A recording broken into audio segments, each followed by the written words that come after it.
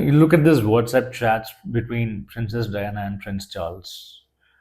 But wait, I mean, Diana passed away years before WhatsApp came into existence, right? We all know that. But these screenshots, they're fake. Even though they are fake, they look very real, right? So that's the point.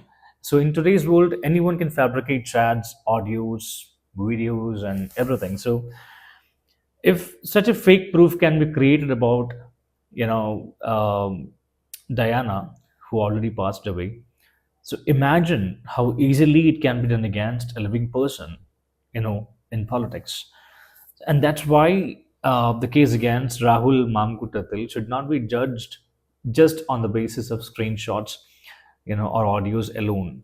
So media trials based on manipulated content are nothing but injustice in disguise. Rahul Mamkutatil, Congress MLA, former Youth Congress president, faces sexual misconduct allegations based on leaked chats and audios.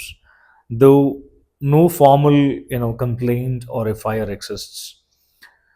So while the party has begun an internal probe, many see it as, as a politically motivated, media-driven campaign, built on easily manipulated digital content.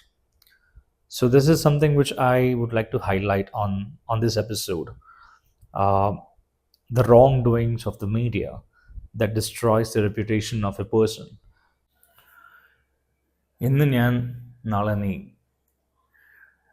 Today it's me, tomorrow it could be you. That's how these smear campaigns work. They always come back, as a boomerang with interest. And karma keeps the address, never forgets anyone. And trust me, no one will be spared, not even the media. Now, let's pause and ask, what is the role of the media? They're not the police, they're not the judiciary, they're not an investigating agency. Then why are they playing this dirty game?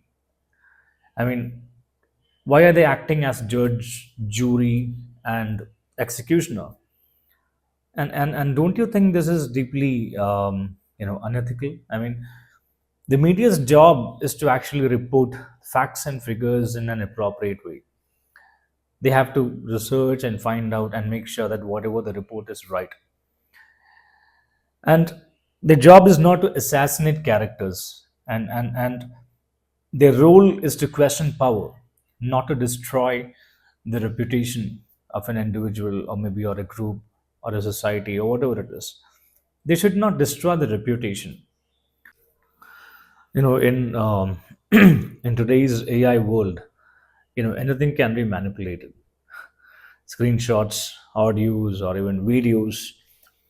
So just because it circulates on WhatsApp, or appears on TV debate doesn't make it necessarily true.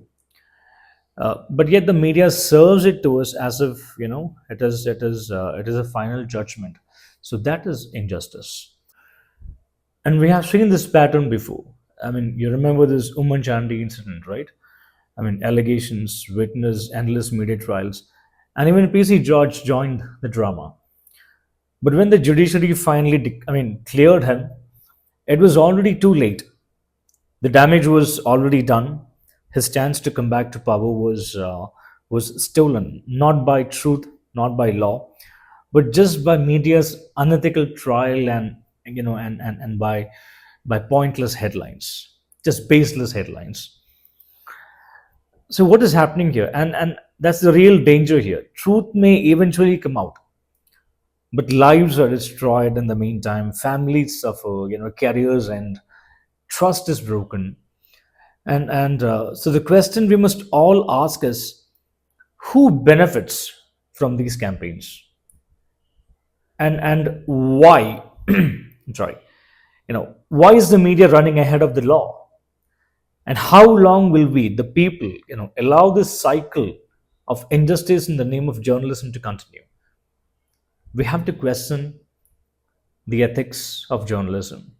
It is very important. So media is meant to inform, not to destroy. And when it crosses that line, it becomes the real injustice. Thank you. Have a nice day.